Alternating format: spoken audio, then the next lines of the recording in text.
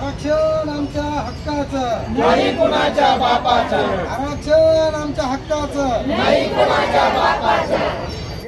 बंजारा समाजाचे नेते आणि सामाजिक कार्यकर्ते आमचे बंधू गोरखभाऊ राठोड आज या ठिकाणी उपोषणाला जे बसलेले आहेत की बंजारा समाजाला एसटी आरक्षणामध्ये समाविष्ट करण्यात यावं, त्या निमित्ताने आज आम्ही आता त्यांना भेटायला आलो होतो।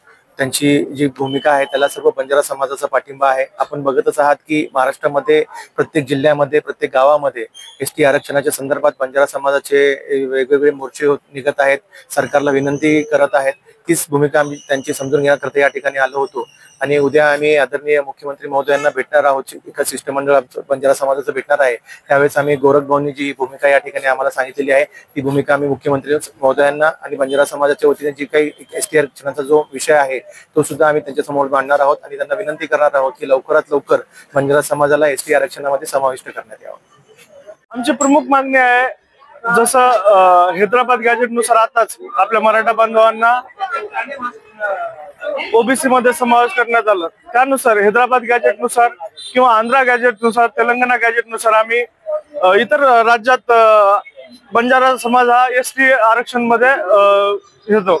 तर आमची प्रमुख मागणी हीच आहे की महाराष्ट्रात सुद्धा हैदराबाद गॅजेट जसं आपल्या मराठा बांधवांना लागू केलं तसंच आम्हाला महाराष्ट्रात दोन्ही समाजाला किंवा इतरही समाजाला एकच न्याय मिळावा, त्या संदर्भात आमची प्रमुख मागणी हीच आहे की आम्हाला एसटी आरक्षण मध्ये समावेश करून सरकारने एक नवीन उपसमिती आमच्यासाठी निर्माण करावी बंजारा समाजासाठी।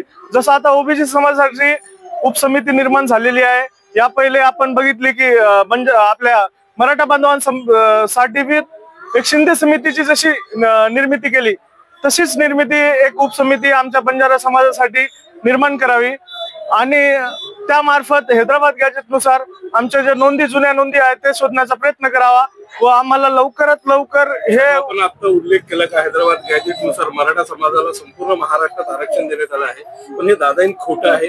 फक्त मराठवाड्यात ज्यांच्या कुणबीच्या नोंदी आहेत त्यांनाच या गॅजेटचा लाभ होतोय, काय वाटतं? तर मराठवाड्यात जसं त्यांना लाभ होतोय त्यानंतर ते सातारा गॅजेटची मागणी त्यांची चालू आहे, ज्यामुळे सातारा गॅजेट आणि हैदराबाद गॅजेट जर लागू झाला तर अख्खा मराठवाडा असो महाराष्ट्रातील प्रत्येक मराठा समाज हा ओबीसी होईल। तसंच आमच्याही मागणी आहे की हैदराबाद गॅजेट नुसार पहिले मराठा समाज जो मराठवाड्यातील बंजारा बांधव आहे तो एसटी मध्ये लागू होऊ शकतो।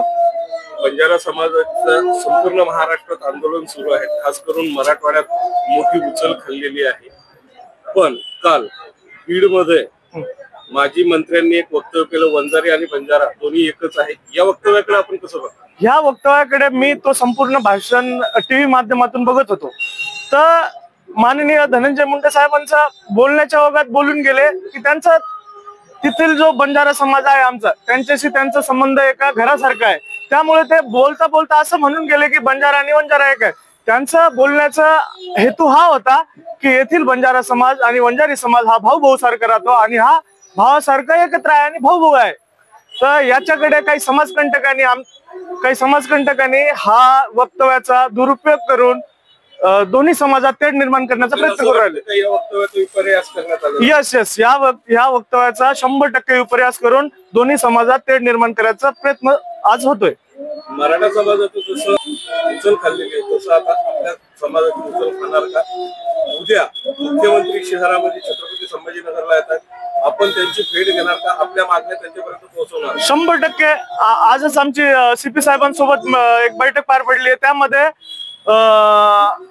असं ठरलं की आपण हे सगळे बंजारा समाजाचे बांधव मुख्यमंत्री साहेबांना एक निवेदन मार्फत एक शिष्टमंडळ त्यांना भेटणार आणि निवेदन देणार आणि निवेदन मध्ये हेच की आम्हाला एसटी आरक्षण मध्ये जसं मराठा बांधवांना समावेश केले तसंच आम्हाला समावेश करून घ्या।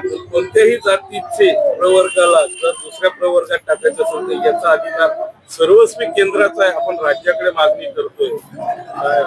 केंद्रामध्ये आणि राज्यामध्ये बीजेपी सरकार आहे, त्या संदर्भात त्या हेतूनेच आम्ही हे बीजेपी गव्हर्नमेंट जे राज्य सरकार आहे त्यांच्याकडे मागणी करतोय आणि जसं मराठा समाजाला GR काढलाय तसा आहे त्याच GR नुसार आम्ही हैदराबाद गॅजेट नुसार आम्ही एसटी देतो। मग आपल्या समाजाचे नामदार पण आहेत, आमदार पण आहेत, काही खासदार पण आहेत, काही माजी मंत्री पण आहेत। हे या आंदोलनात आपल्या बरोबर आहेत का? या आंदोलनात आमचा समाज असो अथवा बाकीचे इतर आमदार खासदार, आता आपण सोशल मीडिया माध्यमातून बघितलं असेल की सर्वांनी आम्हाला पत्राच्या मागणीद्वारे बंजारा समाजाला पाठिंबा दर्शवला आहे. आणि आमचेही नेते का असं इतर समाजाचे सगळे नेते आमच्या सोबत आहेत. त्यांनी वारंवार या संदर्भात इलेक्ट्रॉनिक मीडिया असो, टीव्ही माध्यम असो, या सगळ्यात त्यांची प्रखर भूमिका मांडली आहे. सरकारला काही अल्टिमेट देणार का? सरकारला 100% आम्ही अल्टिमेट देऊ का? सरकारांना झुंडशाहीचं राजकारण कळत असेल तर झुंडशाही आम्ही आंदोलन उभारू आणि उपोषण तर आमचे चालूच आहे. पण सरकारला ही हात जोडून माझी कळकळीची विनंती आहे, किती दिवस ही लढाई आम्ही रस्त्यावरची लढाई करायला आम्ही तयार आहोत आणि कायदेशीर लढाई आम्ही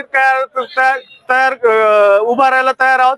जसं काल बीड आणि जालनामध्ये मोर्चा निघले, येणाऱ्या काळात संभाजीनगर असो, मुंबई काबीज करण्याचा प्रयत्न आम्ही 100% करू. मराठा समाज जसा मुंबई काबीज केली, मराठा समाज जसं मुंबईला जाऊन सरी सरकारवर दबाव आणला, तसा आपण दबाव आणला. सरकारला दबावाची भाषा कळत असेल तर 100% बंजारा समाज 100 पटी ताकदीने उतरेल आणि मुंबई मोर्चा काढण्याचा 100% विचार आम्ही करू. धन्यवाद.